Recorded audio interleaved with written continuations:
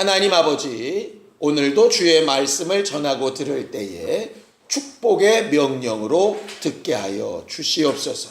주의 말씀이 우리 안에 이루어져 하나님께서 약속하신 열매들이 맺혀지는 거룩하고 신령한 교회들이 되길 원하오니 주여, 말씀을 전하는 자도 듣는 자도 오직 성령으로 충만하여 열린 마음이 있도록 도와주시옵소서. 믿음으로 언금한 손길들 위에 복을 주시고 주께 감사하며 행하였사오니 그 감사의 결과가 저들과 저들의 가정과 자손들을 통하여 드러나도록 도와주시옵소서.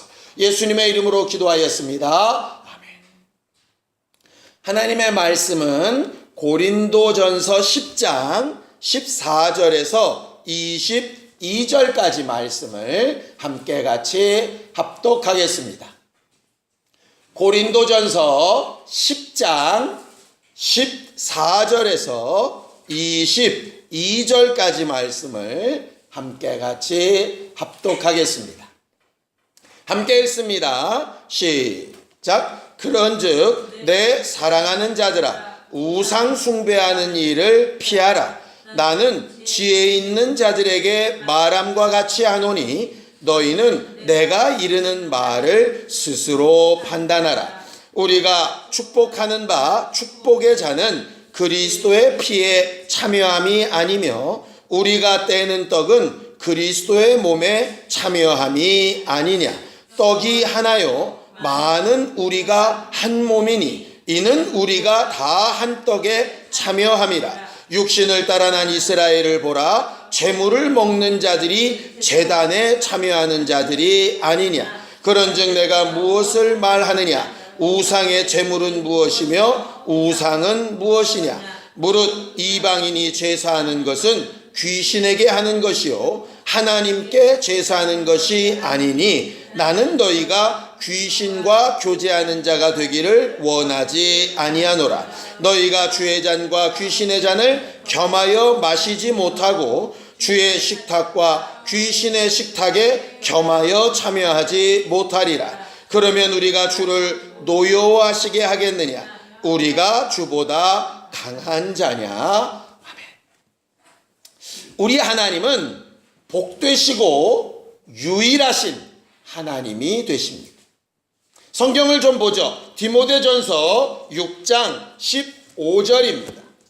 디모데전서 6장 15절입니다. 함께 읽겠습니다. 디모데전서 6장 15절입니다. 시작. 기약이 이르면 하나님이 그의 나타내심을 보이시리니 하나님은 복되시고 유일하신 주권자이시며 만왕의 왕이시며 만주의 주시라 그렇게 되어져 있어요. 거기 하나님을 표현할 때 첫 번째 특징이 뭐냐면 하나님은 복되시는 분이다 이렇게 되어져 있어요. 이 말은 무슨 말이냐면 복을 주시는 분이라 하는 뜻이 아니고요. 하나님 자체가 복이 되신다라는 말이에요. 결국 복은 뭐냐? 하나님이 복이시다라고 하는 것이죠. 복에 대한 얘기를 좀 해보려고 합니다. 오늘 성경 본문에도 축복의 잔이라 이렇게 말하고 있는데요. 우리는 흔히 복 그러면 요행 내지는 행운, 남들보다 좀 많이 가진 것 이런 것을 가르쳐서 주로 복이라고 그렇게 말해요. 국어 사전에도 그런 식으로 표현이 되어져 있어요. 그래서 복의 개념을 세상에서는 주로 어떻게 해석을 하느냐 하면 어떤 행동의 결과로 보기보다는 그냥 뚝 떨어진 것, 한 것보다 더 많이 얻는 것, 뭐 이런 걸 흔히 복이라고 이야기하죠. 그런데 그 개념이 예수 믿는 사람들 안에도 좀 들어와 있어가지고요. 안 하고도 얻는 것을 복이라고 이렇게 착각하는 경우가 있어요. 물론 그렇게 말씀하신 구절도 있습니다. 다윗이 말한 행복에 대하여 설명을 할 때 행한 것이 없이도 은혜 받는 상태, 그거를 복이라고 설명하고 있어요. 근데 성경이 말하는 행운과 같은 수고가 없이도 얻는 복은 은혜 하나밖에 없습니다. 오직 예수 그리스도의 은혜만 행동이 따르지 않는 복이고요. 나머지 모든 복은 행동이 따르게 되어져 있어요. 그래서 이스라엘에 생각하는 성경이 말하는 복의 개념을 보려면 히브리어가 말하는 복을 보면 훨씬 잘 알 수 있습니다. 히브리어로 복의 뜻이 바라크라고 하는 뜻인데요. 이 바라크라고 하는 뜻이 되게 재밌는 뜻이에요. 복이라는 뜻도 있는데 무릎을 꿇다라는 뜻도 있어요. 종이 되다 이런 뜻도 있고요. 예배라는 뜻도 있습니다. 또 찬양을 돌리다 이런 뜻도 있어요. 그래서 처음에 제가 이 바락이라고 했을 때 되게 이상했던 게 뭐냐면 제가 신학교에서 배울 때 바락은 찬양이라고 배웠거든요. 찬양인데 뭐가 복이지? 그러니까는 하나님을 찬양하는 거, 하나님 앞에 예배하는 거, 하나님 앞에 무릎 꿇는 거, 하나님 앞에 종이 되는 거, 그게 복이라고 하는 말이에요. 사람들은 속상할지 모르겠어요. 무릎 꿇고 종 되는 게 왜 복이지? 근데 거기서 말하는 무릎 꿇다 종이 되다 할 때 그 종이 그냥 일반 노예라는 뜻이 아니고요. 청지기라고 하는 뜻이에요. 청지기는 잘 아시죠? 요셉과 같이 주인의 모든 권리를 다 그에게 맡겨놓은 거예요. 단지 뭐만 안 맡겼다고 요셉은 얘기하느냐? 주인의 아내하고 주인이 먹는 것을 대신 먹어주지는 못해. 아무리 청직이라도. 그러니까 먹는 것과 아내 빼고는 주인의 마음을 가지고 마음대로 해도 주인이 뭐라고 하지 않는 자가 누구냐면 청직이에요. 근데 그 청지기는 청지기의 역할을 잘 하려면 예수님의 비유와 같이 주인의 뜻에 맞게 해야 되는 거예요. 주인의 것을 허비하면 안 되는 거예요. 주인의 것을 가지고 주인의 뜻과 상관없이 제 마음대로 하는 것은 아닌 거예요. 그러니까는 조건이 하나 붙죠. 청지기는 주인이 가진 모든 것을 주인처럼 사용하고 쓸 수 있는데 언제만 가능하냐? 주인의 뜻에 맞을 때만 가능한 거예요. 그래서 바락이라고 하는 말이 뭐냐면 주인 앞에 무릎 꿇다, 종이 되다, 주인께 영광을 돌리고 예배하고 찬양하다 이런 뜻이에요. 그리고 그렇게 행동한 결과로 받은 것이 복이에요. 주인의 것을 다 마음대로 쓸 수 있는 권리를 가지는 것. 그래서 복이라는 그 말이 주인된 권리라는 뜻도 되고 종이라는 뜻도 되는 거예요. 결국 제대로 된 주인에게 종노릇하고 있는 것이 주인의 권리를 사용할 수 있는 복인 거죠. 성경이 말하는 복은 그거예요. 그래서 너희가 복을 받고 싶으냐? 그러면 먼저 제대로 된 주인을 찾으라는 거예요. 그리고 제대로 된 주인 앞에 주인의 뜻에 맞게 행동하라는 거예요. 그러면 그 주인의 뜻에 맞게 행동하는 종에게는 주인의 권리를 줘서 마음대로 쓸 수 있는 능력과 권리가 생긴다는 거죠. 그러니까 결과만 보면 임의대로 내가 자유롭게 쓰는 권리라는 것은 맞는데 세상의 복은 그냥 뚝 떨어진 것이니 내 맘대로 쓰는 것이고 성경의 복은 주인이 있는 것이니 주인의 뜻대로 쓰는 것이죠. 그러니까 뭐가 복이냐 하면요. 오래 사는 게 복이 아니라 성경의 복은 주인의 뜻대로 오래 사는 게 복인 거예요. 물질이 많은 게 그냥 복이 아니라 주인의 뜻대로 벌어서 물질이 많은 게 복인 거예요. 그러니까 물질 많은 게 나쁜 거 아니에요. 대신 버는 방법도 주인의 뜻대로, 쓰는 방법도 주인의 뜻대로 이렇게 되는 것이죠. 우리의 행동하는 모든 것이 그것입니다. 그래서 너희가 먹든지 마시든지 무엇을 하든지 다 주의 영광을 위하여 하라 하는 말은 니들은 다 상관없고 오직 주만 위해 살아 이 뜻이 아니에요. 그렇게 사는 게 뭐냐 하면 복인 거예요. 너희가 가진 것을 지킬 수 있고 누릴 수 있고 계속 할 수 있는 복인 거예요. 청지기가 주인의 뜻대로 잘하고 있으면 그 권리를 뺏기지 않아요. 그런데 주인의 것을 허비하게 되면 그것을 뺏고 다른 사람에게 주게 되어지지요. 그래서 우리는 신앙생활할 때 왜 하나님의 뜻을 잘 알아야 되고 우리가 행동할 때 세상 사람들과 똑같이 사는 것 같지만 그래도 마음 중심이 하나님의 뜻 앞에 있어야 되느냐 하면 복되게 하기 위함이고 그 복을 지키기 위함이에요.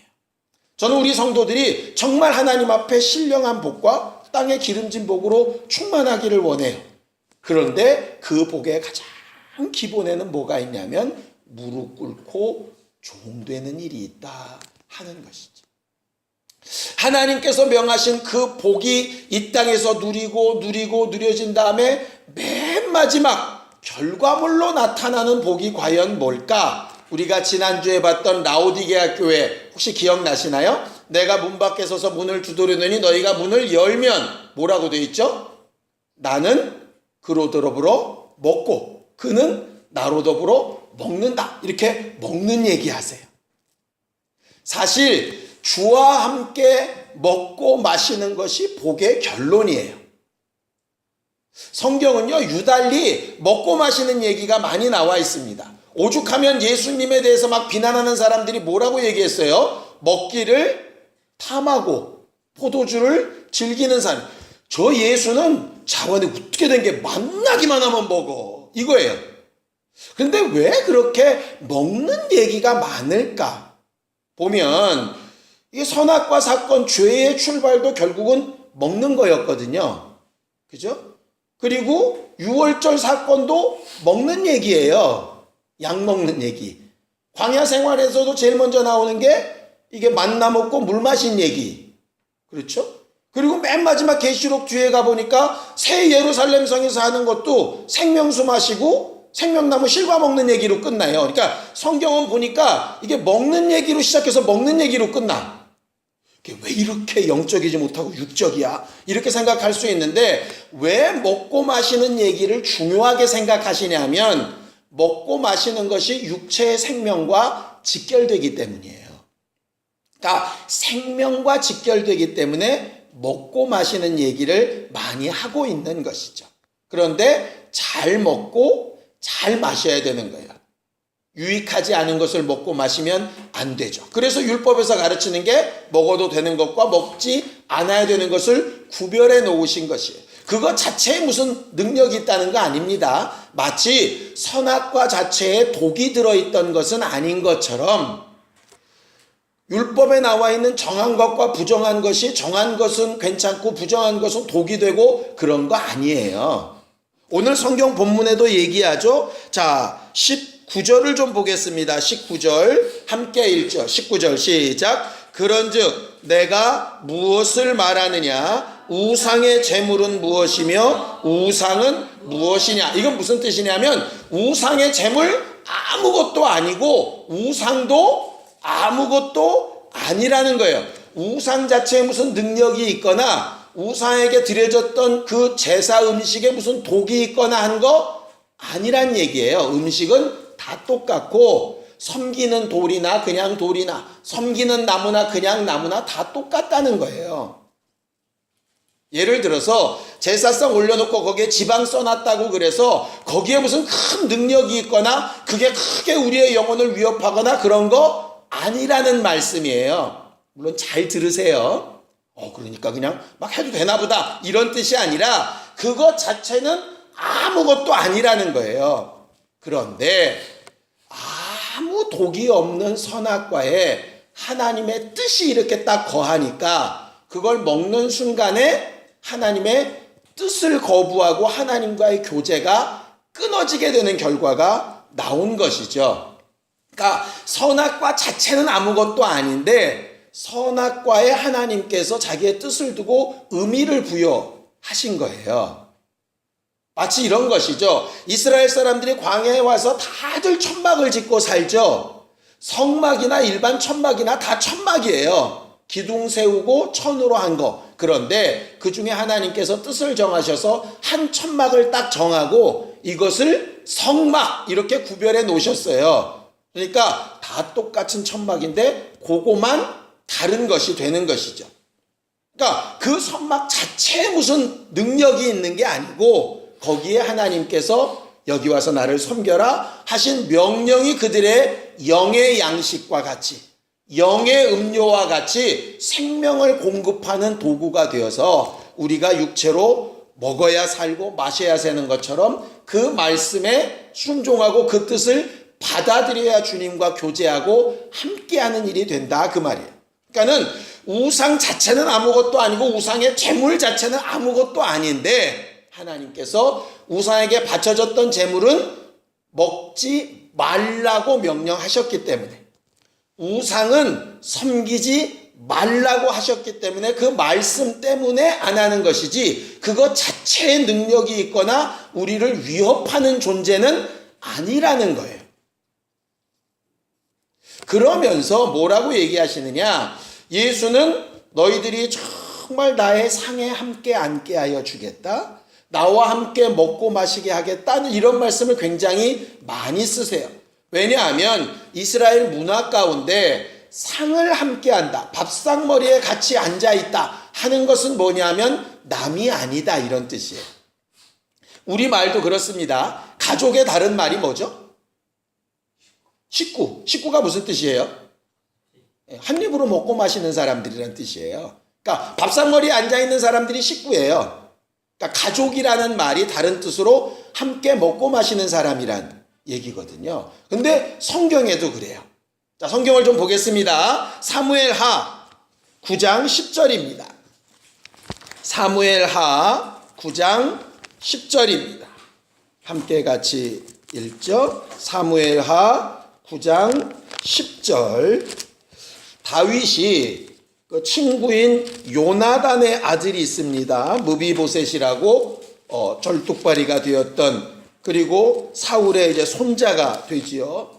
그래서 사실 다윗의 왕과에서 보면 사울의 자손이기 때문에 당연히 배척돼야 되고 숙청당해야 되는 존재임에도 불구하고 요나단과의 약속 때문에 그 무비보셋을 정말 대우해 주는데 그를 최고로 대우했다는 뜻을 이렇게 표현하고 있어요. 자, 사무엘하 9장 10절 함께 읽습니다. 시작. 너와 내 아들들과 내 종들은 그를 위하여 땅을 갈고 거두어 내 주인의 아들에게 양식을 대주어 먹게 하라. 그러나 내 주인의 아들 무비보셋은 항상 내 상에서 떡을 먹으리라 하리라. 시바는 아들이 15명이요 종이 20명이라 그랬어요. 시바라고 하는 종이 있었는데 그 종에게 정말 요나단의 아들인 무비보셋을 잘 섬기고 양식을 항상 공급해줘라. 그런데 무비보셋은 네가 공급하는 그 양식을 먹는 자가 아니라 항상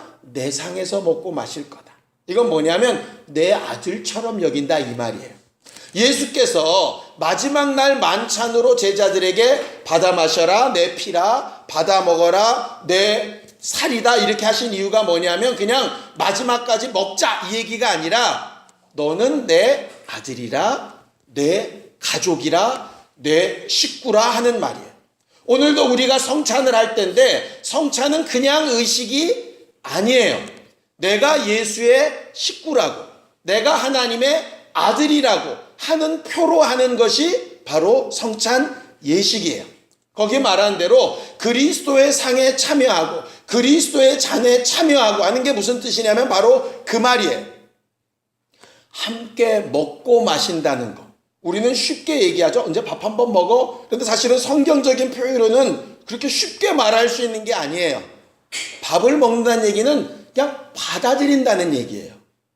너는 나와 함께하는 사람이라는 뜻이죠. 그런 의미에서 우상에게 바쳐진 제물, 우상 앞에서 먹고 마시는 것을 하지 말라는 거예요. 우리도 모르는 사이에 그들과 교제하는 것이 될 수 있기 때문에 그런 거죠. 하나님은 복을 하나님과 교제하고 하나님과 관계를 맺는 것으로 가장 우선시하셨어요. 그래서 예수를 이 땅에 보내실 때 뭐로 보내셨다고 말하고 있느냐면 화목제물로 보내셨다라고 말씀하셨죠. 화목제는 이스라엘의 중요한 5가지 제사 중에서 맨 마지막에 하는 제사인데요. 하나님 앞에 헌신되고 감사하고 속죄하고 사람들과의 관계를 다 해결한 다음에 맨 마지막에 해야 되는 최고의 제사가 화목제예요. 화목제로 제사가 마무리가 안 되면 온전한 제사의 성공이라고 보기 어려워요. 그러니까 화목제는 다 나눠 먹죠. 하나님 앞에 극히 일부분만 드리고 다 나눠 먹어요. 왜냐하면 하나님도 그 자리에 함께 먹고 마시고 계시는 것처럼 계시는 것이 바로 화목제거든요. 우리에게 성찬을 명하신 것이 바로 그 화목제의 연장선상에 있는 것이에요. 그러니까 사실 회개치 아니하고 자기 죄를 알지 못하고, 무슨 얘기냐면 속죄제나 속건제를 성공하지 못하고 이것을 먹고 마시면 자기 죄를 먹고 마시는 거예요. 하나님과의 관계도 해결이 안 되고 사람과의 관계도 해결이 안 됐는데 예식만 한다 그래서 하나님과 함께하는 것은 아니잖아요. 말 그대로 밥상머리에 같이 앉아있긴 하는데 꼴도 보기 싫고 먹으면 체할 것 같아. 이런 상태가 되는 거예요. 그걸 하나님께서 싫어하시는 거거든요. 그러니 너는 성찬을 하고 나와 함께 먹고 마실 때에는 회개하고 네 죄를 해결하고 그 다음에 나와의 관계인 복이 있는 상태에서 먹고 마시라. 그래서 이것을 축복의 잔이라 축복의 떡이라 이렇게 말씀하시는 거죠. 문제는 뭐냐면 그렇게 화목제물이 되셨던 예수께서 우리에게는 어떤 직분을 주셨냐면 화목하게 하는 직분을 주신 것이죠. 오늘 아침에 이렇게 제사에 대한 기독교 논문 하나를 이렇게 봤는데요. 꽤 재밌더라고요. 개신교가 아니라 이제 천주교 쪽의 역사 기록을 쭉 쓴 논문이었는데 제가 이렇게 딱 눈에 띄어서 이렇게 읽어봤어요. 지금까지 한국 천주교에서 제사 문제에 대해서 여러 번 바뀌었더라고요. 처음에 막 들어왔던 선교사는 제사는 귀신을 섬기는 게 아니라 가족 간의 친교, 조상에 대한 효의 문제니까 괜찮다라고 해석을 했어요. 근데 그 다음에 들어온 선교사는 제사는 귀신에게 하는 것이니 안 된다라고 했어요. 그 뒤로도 이게 3-4번 바뀌었어요. 개신교는 들어왔을 때가 하필 천주교가 제사를 반대했던 때였기 때문에 당연히 반대 입장을 취했더라. 이렇게 되어져 있는 것이죠. 그래서 그 논문의 결과가 뭐냐 하면 결국 이 제사에는 2가지가 있는데 목적이 하나는 죽은 조상을 기리는 것과 산 가족이 함께 모여 친교하는 2가지 상황 동시에 존재하는 거예요. 그런데 한국 기독교가 조상에 대한 죽은 자에 대한 제사를 배격한다는 목적 때문에 뭐를 잃어버렸냐면 산 가족들과의 교제를 깨트려버리는 오류를 범했다. 이게 결론이더라고. 꽤 많이 설득력이 있었어요. 왜냐하면 아까도 말한 것처럼 제사하는 음식 자체가 능력이 있는 것은 아니라 그랬어요. 그런데 하나님은 하나님과 교제하기를 원하시는데 그렇게 제사하고 우상을 숭배하고 제사 음식을 준비해 드리고 할 때 그 자체에는 능력이 없지만 영적 존재인 귀신이 거기에 임재해 있는 것이죠. 그러니 우리도 모르는 사이에 귀신과 교제하는 자리가 되어버리는 것이에요. 하나님은 그게 싫으신 거죠. 마치 내 남편이 2 아내를 두고 있는 것처럼, 내 아내가 2 남편을 두고 있는 것처럼 이렇게 보이는 거죠. 그러니까 그거는 옳지 않은 거예요. 그런데 그것은 우리가 단호하게 배격해야 되는 게 맞아요. 왜? 이렇게 귀신과 교제하는 순간에 하나님과의 교제가 끊기니까. 그러니까 귀신과 교제하는 게 무슨 큰 능력이라서가 아니라 귀신과 교제하는 순간에 하나님과의 교제가 끊겨버리니까 나쁘다는 거거든요. 그러니까 하나님과의 교제를 분명히 하라는 뜻이에요.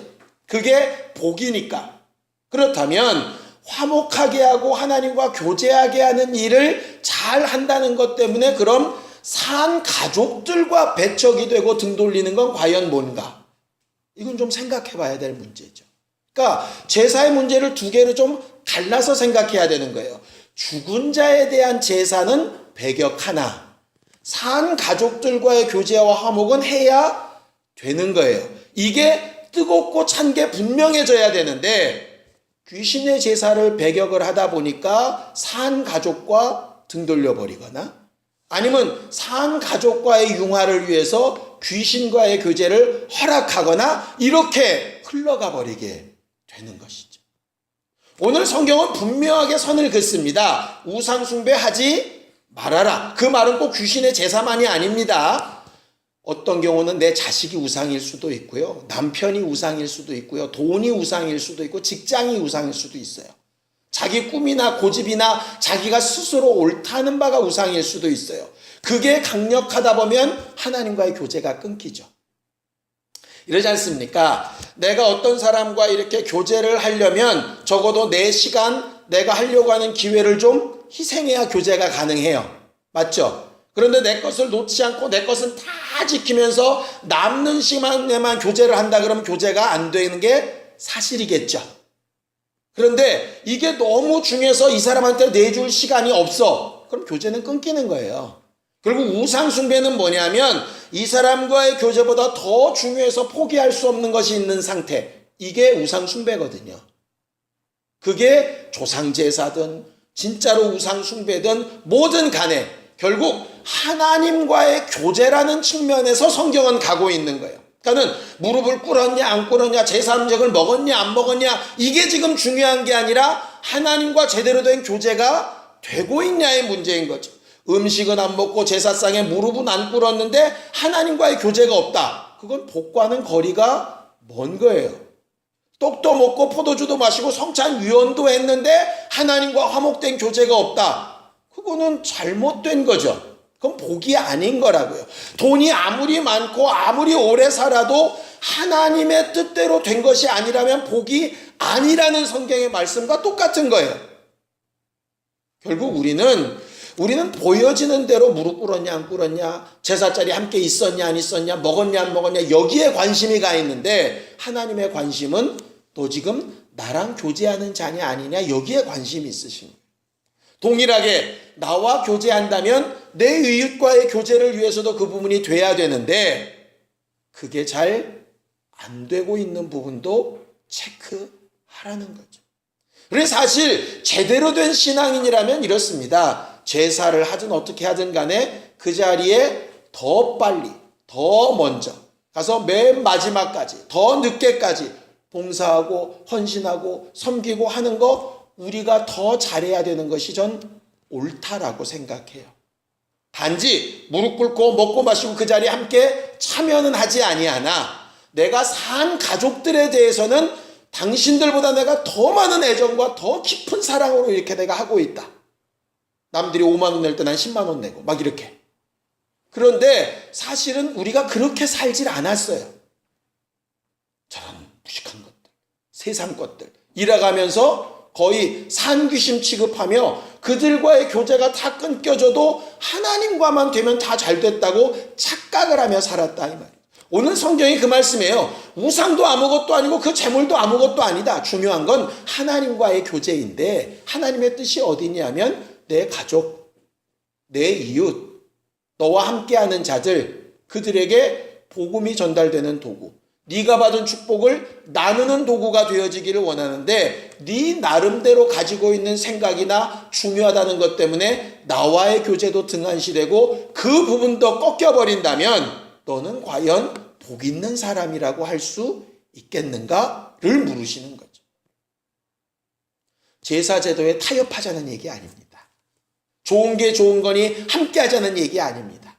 냉철하게 분별해서 배격할 것과 놓치지 말아야 될 걸 잡아야 된다는 얘기. 그런데 우리는 그렇게 잘 살지 안 해왔던 거죠. 성령이 오셔서 가르치시는 것이 그 부분이에요. 이건 되는 거, 이건 안 되는 거, 이건 반드시 해야 되는 거 이렇게 얘기하는 거죠. 성경 그래서 이런 판단을 하라고 성경 본문에 얘기합니다. 자, 우리 고린도전서 10장 23절 24절을 좀 보겠습니다. 23절 24절입니다. 함께 읽습니다. 고린도전서 10장 23절 24절 시작. 모든 것이 가하나 모든 것이 유익한 것은 아니요 모든 것이 가하나 모든 것이 덕을 세우는 것은 아니니 누구든지 자기의 유익을 구하지 말고 남의 유익을 구하라 이렇게 돼 있어요. 이게 조상제사냐 성찬이냐 하는 것에 대한 먹고 마시는 규정의 얘기가 아니라 이게 하나님의 뜻이다라고 말하고 있는 거죠. 축복의 잔에 제대로 참여한다는 게 과연 뭘까?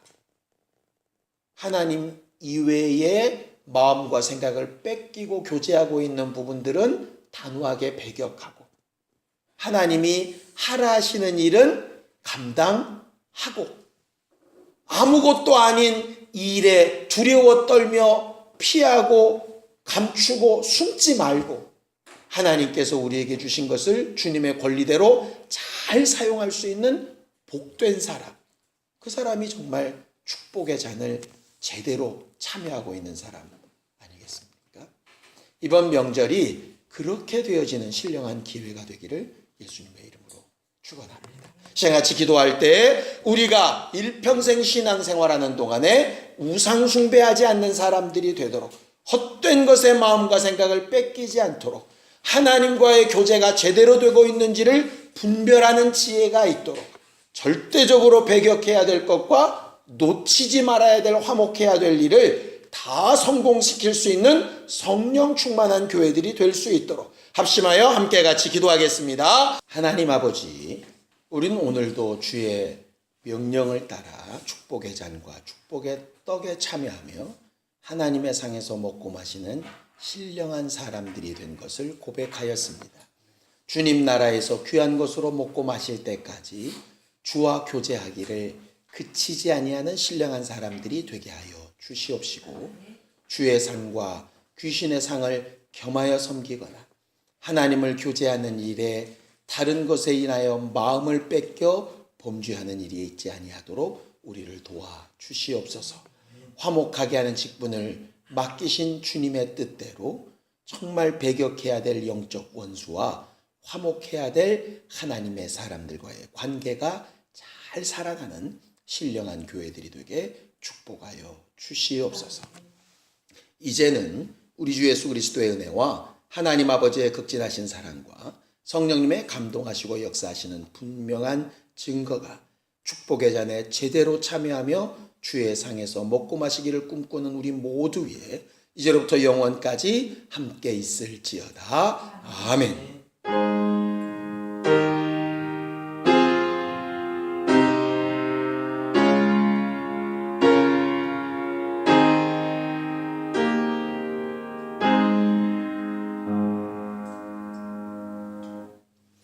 우리 예배 받으신 하나님 앞에 감사한 박수 드리겠습니다. 수고하셨습니다.